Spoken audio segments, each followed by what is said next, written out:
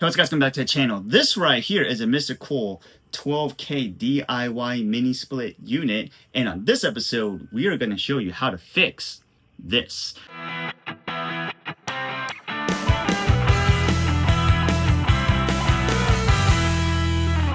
Alright, so if I haven't mentioned it, the important thing to do is make sure you look on the side of your outdoor unit and look on there to figure out which type of refrigerant you're using. In my case, and in a lot of the MrCool DIY mini split cases, they're all using R410.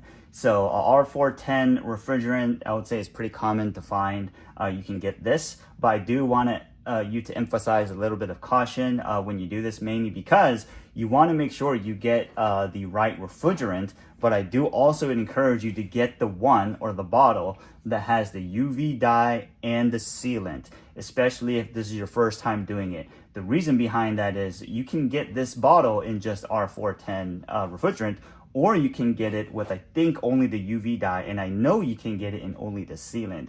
This bottle contains all three of them. And if it's your first time doing it, I really encourage you to get all three of them, mainly because it could just be like a microscopic leak, and then the sealant would kind of, pretty much fix that. You definitely don't want to dump a huge bottle of sealant into there because it could eventually gum up the compressor. So you want to get one that is mixed. The other benefit to having the refrigerant, the sealant, and the dye mixed together is that if it does leak, you can eventually get a UV little pen light or whatever and try to figure out where it's leaking from. Yes, you're not going to be able to inspect everything, especially if inside a wall or whatnot, but you can easily see around the connectors or all the piping that you do have access to.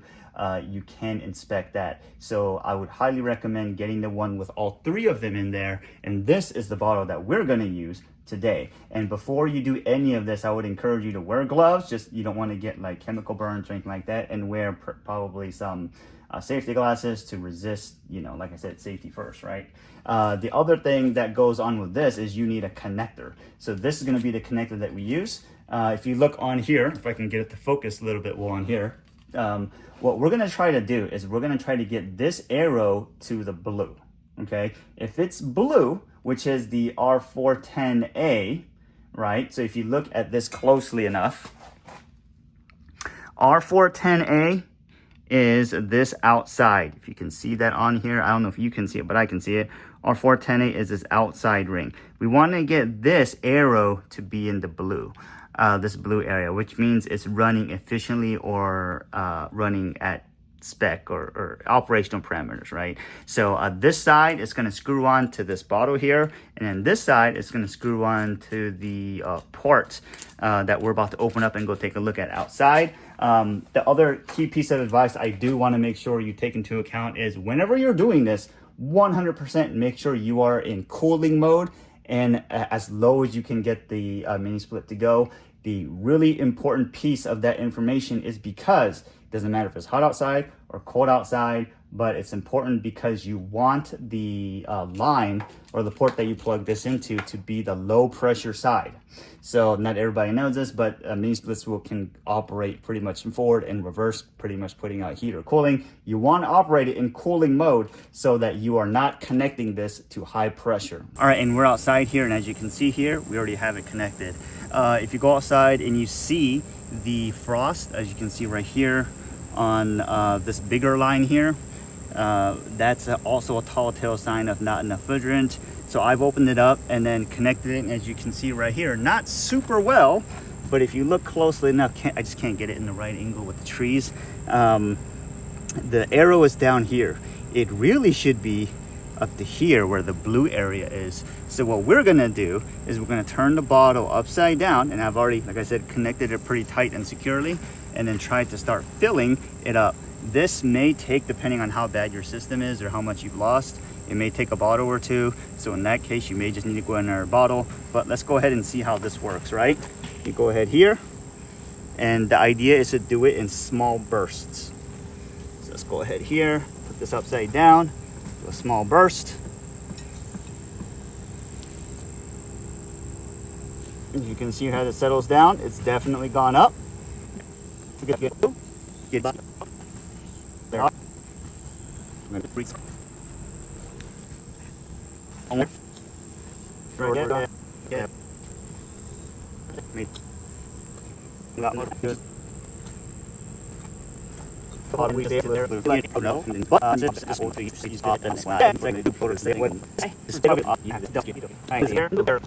As you back this off, there will be some loss from this line because this is not a super low loss connection.